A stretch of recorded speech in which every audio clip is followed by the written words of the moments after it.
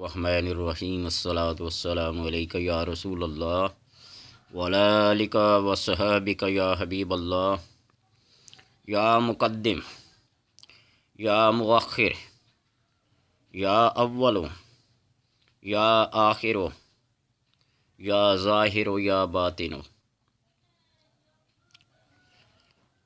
یہ اللہ تبارک و تعالی کے اسماء حسنی اپنی افادیت، اہمیت، کاملیت اور اولویت میں اپنا ثانی نہیں رکھتے۔ یا مقدم پہلے والے بندے کو، آگے کرنے والے کو مقدم کہتے ہیں۔ ازل سے ہے ابد تک رہے، یہ وہ اسم ہے، یہ وہ نام ہے کہ جس کے وسیلے سے، جس کی فضیلت سے، جس کی اہمیت سے حضرت موسیٰ علیہ السلام کوئی طور پہ اللہ تبارک و تعالیٰ سے کلام کیا کرتے تھے۔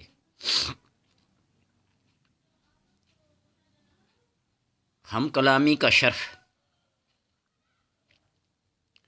اللہ تبارک و تعالیٰ نے اپنے اس اسم میں رکھا ہے۔ حضرت علی رضی اللہ تعالیٰ عنہ سے کسی نے پوچھا، اللہ سے ملنے کا شوق ہو تو کیا کیا جائے؟ آپ نے فرمایا کہ اگر تو اللہ سے باتیں کرنا چاہے تو نماز پڑھ، اور اگر یہ چاہتا ہے کہ اللہ تو ہی سے باتیں کرے تو قرآن پاک پڑھ، قرآن کی تلاوت۔ حضرت امام احمد بن حنبل رضی اللہ تعالیٰ عنہ سے کسی نے پوچھا کہ سب سے مقدم، سب سے بہتر، سب سے افضل وظیفہ کون سا ہے؟ تو آپ نے فرمایا کہ دیکھ کر ناظرہ قرآن پاک پڑھنا، قرآن کے ہر ہر حرف پہ، ہر ہر لفظ پہ، ہر ہر زبر زیر پہ نظر ہو۔ یہ اللہ کی طرف سے وہ محبت برا خط ہے، یہ وہ لو لیٹر ہے جس کی چاشنی ایک محب ہی محسوس کر سکتا ہے۔ دنیا داری کے لحاظ سے جب کسی کو محبت برا خط ملتا ہے نا تو وہ لوگوں سے الگ ہو کر بڑھتا ہے، بالکل تنہائی میں، ایک دفعہ نہیں بار بار پڑھتا ہے۔ یہ تو اللہ کی طرف سے ہے، یہ اس کا لو لیٹر ہے، یہ اس کا محبت برا خط ہے، اس کو پڑھو۔ بغداد کے ایک ایسے بزرگ، ایک ایسے فقیر، ایک ایسے دانائے عقل و کل نابینا تھے پیدائشی طور پر۔ اللہ تبارک و تعالیٰ سے دعا کرتے، یا اللہ جب میں تیری کلام کو پڑھوں نا تو مجھے بینائی عطا کر دے، اور جب پڑھ چکو تو واپس لے جا۔ امام غزالی نے بھی لکھا ہے خیال العلوم میں نسخہ کیمیا میں کہ جب وہ قرآن پڑھتے تھے تو ایسے اللہ تبارک و تعالیٰ انہیں بینائی دے دیتا، دیکھ کے پڑھتی، اور جب تلاوت ختم کرتے تو بینائی چلی جاتی۔ یہ محب اور محبوب کا مسئلہ ہوتا ہے، یہ سمجھنے اور سمجھانے والی بات نہیں ہے، یہ کیفیات اور جذب و کیف ہوتا ہے جو بندہ سمجھے یا سمجھ سکے۔ اس لیے اعتراض کرنے کی یہاں گنجائش نہیں ہے۔ حضرت علی رضی اللہ تعالیٰ عنہ نے فرمایا نا کہ محبوب کے بتائے ہوئے احکامات، امیر شریعت کے بتائے ہوئے احکامات، نبی اکرم صلی اللہ علیہ وسلم کی بتائی ہوئی تعلیمات عقل کی تعویلات نہیں مانتی۔ اگر ایسا ہوتا تو موضوع کے اوپر جو مسح کیا جاتا ہے وہ پاؤں کے نیچے کیا جاتا، نہ کہ اوپر کیا جاتا۔ تو اس لیے کہ یہ ان کو عقل و قیاس میں نہیں لا سکتے۔ یہ کیف و مستی کے وہ برے جام ہیں، جب پیے جاتے ہیں تو پھر اس کا سرور پتہ چلتا ہے، ایسے میں سننے سنانے سے نہیں۔ تو اس لیے اگر کبھی اللہ سے ہم کلام ہونا ہو تو تنہائی میں بیٹھ جائیں اور اللہ کے کسی نام کو بھی لے کر اس کا ورد کرنا شروع کر دیں، ایک کیف طاری کر لیں، ایک جذب طاری کر لیں، تو پھر دیکھنا کہ ہوتا کیا ہے۔ امام علی رضا فرماتے ہیں کہ بوقت خواب لیٹتے وقت، سوتے وقت اس اسم کو پڑھے۔ دشمن کے حملے، چور کی چوری، خوف اور مکان کے گرنے، جہاز کے ڈوبنے، ہر طرح کے غم، خوف اور خدشات سے بندہ محفوظ اور مامون رہے گا۔ ٹھیک ہے، ان اسماء میں وہ تاثیر ہے۔ یا مؤخروں، شیخ بونی علیہ رحمہ، مؤخر کسی کو آخر پہ رکھنا، کہتا ہوں نا، وہی اول، وہی آخر، وہی طہ، وہی یاسین، وہی سب کچھ ہے۔ والاول والظاہر والباطن وہو بکل شیء علیم، اینما تکونوا یأت بکم اللہ جمیعا، تم جہاں کہیں بھی اللہ تو اسے حاضر کر لے گا نا۔ وہ اللہ ہے، خالق کائنات، مالک کائنات، رازق کائنات۔ شیخ بونی علیہ رحمہ فرماتے ہیں کہ جب انسان کی عمر قریب اختتام پہنچے، مرنے کا وقت ہو، اور اعمال خیر کچھ بھی نہ ہوں، ہم گناہ گاروں کی طرح ہو، گناہوں کی کثرت ہو، قبر و حشر کا خوف ہو، دامن گیر ہو، تو اس اسم کی کثرت کے ساتھ تلاوت کرے، اس کا ذکر کرے۔ حق تعالیٰ گناہوں کو معاف فرمائے اور عمر کو دراز کرے تاکہ اعمال صالح کر سکے۔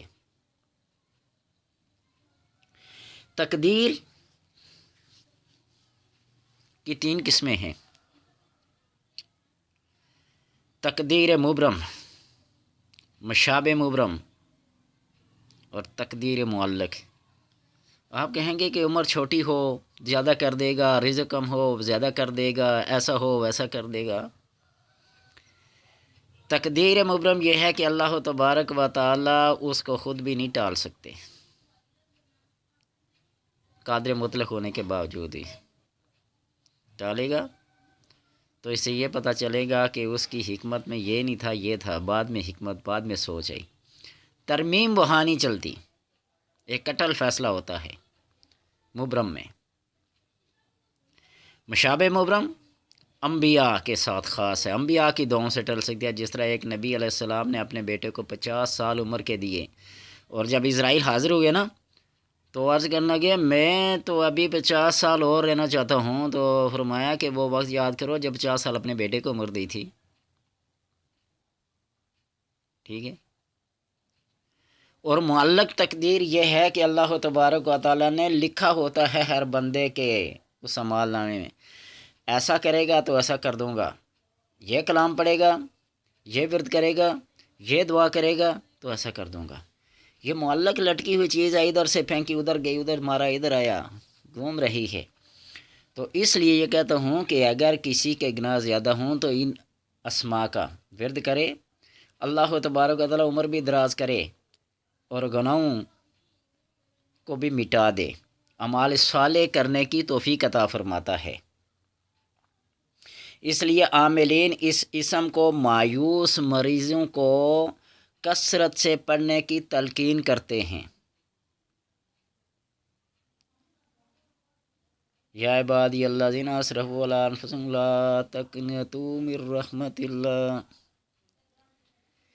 اے میرے بندو جب تم اسراف کر بیٹھو اپنے جانوں پہ تو پھر نا امید نہ ہوا کرو۔ ان اللہ یغفر الذنوب جمیعا انہ ھو الغفور الرحیم، وہ غفور الرحیم ہے، ان کو تمہارے گناہوں کی پرواہ نہیں ہے۔ ریت کے ذرہ زمین سے لے کر آسمان تک، سمندر کی جھاگ زمین سے لے کر آسمان تک ڈھیر لے کے جاؤ، وہ فرماتا ہے غفرت لہ لا ابالی، میں نے اس کو معاف کر دیا، مجھے کوئی پرواہ نہیں ہے۔ لیکن شرط کیا ہے؟ خوف خدا۔ اس خوف کی وجہ سے آنکھ کے ایک آنسوں، مکھی کے سر جتنا آنسوں بھی گر گیا نا خوف کی وجہ سے، اللہ فرماتا ہے غفرت لک، میں نے تم کو معاف کر دیا، لا ابالی، مجھے کوئی پرواہ نہیں ہے۔ وہ مالک کل ہے، وہ خالق کل ہے، اسے کیا پرواہ ہے؟ یہ تو بندوں کے لیے کہہ رہا ہے تم ایسا کرو ایسا کرو، اپنے پیدا کرنے والے سے ڈرو، اپنے خالق اور مالک کو ذہن میں دل میں حاضر رکھو، اس کا خوف رکھو۔ تو اس لیے جو مایوس سے مایوس مریض ہوتے ہیں نا، مریض کسے کہتے ہیں؟ طبیعت کے ناموافق کوئی چیز ہو وہ مریض ہے۔ طبیعت کیا ہے؟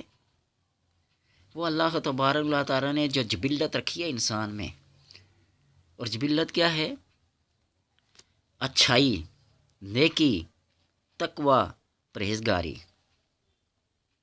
حدیث میں کل مولود یولد علی فطرتہ، ہر بچہ اپنی فطرت پہ پیدا ہوتا ہے، اور فطرت کیا ہے؟ دین حنیف، شریعت محمدی، انبیاء کی تعلیمات۔ والدین اس کو یہودی بنانا چاہیں، نصرانی بنانا چاہیں، جو اس کو مرضی بنائیں۔ اللہ نے فطرت کیا رکھی ہے؟ فطرت سلیمہ، احکامات خداوندی کی پیروی۔ تو اس لیے کہتے ہیں کہ ان اعمال کو جو بندے کو مایوسی کی طرف لے جاتے ہیں اور انتہا تک ہو جائیں، تو اس اسم کو پڑھیں، یا مؤخر یا مؤخر یا مؤخر، تاخیر ہوتی رہے گی، آخری لائن میں چلتے جاؤ گے۔ وہ ہلاکو خان کا واقعہ سنا ہوگا نا، بندوں کو لین میں کھڑا کیا نا مارنے کے لیے، قتل کرنے کے لیے۔ ایک بندہ ایک پہلی صف سے دوسری میں گیا، دوسری سے تیسری میں گیا، تیسری سے چوتھی میں، حتیٰ کرتے کرتے آخر تک چلا گیا۔ لمبا واقعہ چھوڑیں، لیکن ایسے مایوس لوگ اس اسم کا ورد کریں، اللہ ان کی مایوسیوں کو دور کر دیتا ہے، ان کی مشکلات کو آسان کر دیتا ہے، ان کو اپنے منزل مقصود پہ، اپنے ٹارگٹ پہ پہنچا دیتا ہے۔ ٹارگٹ کو اچیو کرنا یہ بڑی بات ہے۔ میں ایک پروگرام سن رہا تھا نا بابا یحییٰ کا، سیاہ پوش کا۔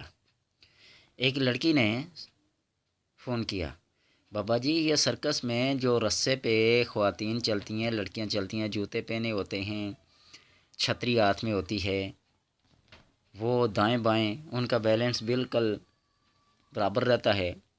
تو بابا جی نے بڑے ٹو دی پوائنٹ بات بتائی کہ ان کی نظر اپنے ٹارگٹ پہ ہوتی ہے، ان کو دائیں بائیں کی خبر نہیں ہوتی، آگے پیچھے اوپر نیچے کی خبر نہیں ہوتی، نہیں یہ پہنچنا کہ اس سرے پہ قدم رکھا اس سرے پہ جا کے اترنا ہے۔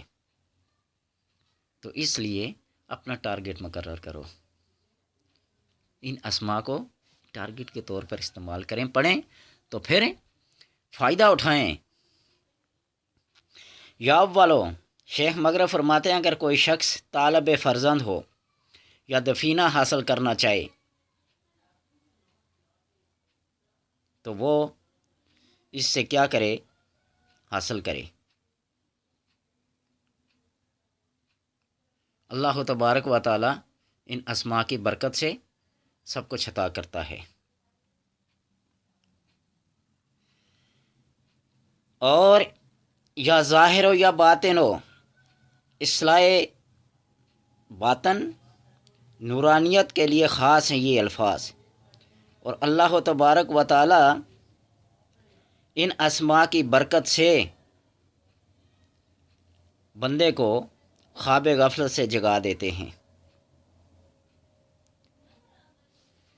ان اسماء کی برکت سے اللہ تبارک و تعالی بندے کے دل کی جو تاریکی ہے نا اس کو روشنی میں تبدیل کر دیتے ہیں۔ تو اس لیے یا ظاہر و یا باطن ہو، والاول والآخر والظاہر والباطن وہو بکل شیء علیم، وہ ہر چیز کا علم ہے، جاننے والا ہے۔ اسم کو اسم، اللہ کے نام کو نام جان کے، اس کو حاضر و ناظر جان کے، اس کو قادر مطلق جان کے آپ پڑھیے، مشکلات آسان ہوتی چلی جائیں گی۔ وہ مشکل ہی کیا جو رب کا نام لینے کے بعد بھی نہ جائے۔ رب اپنے بندوں پہ بڑا مہربان ہے، اس کے نام کا ذرا ورد کر کے دیکھیے تو پھر پتہ چلے گا کہ اللہ تبارک و تعالیٰ کیسے بندوں پہ کرم کرتا ہے۔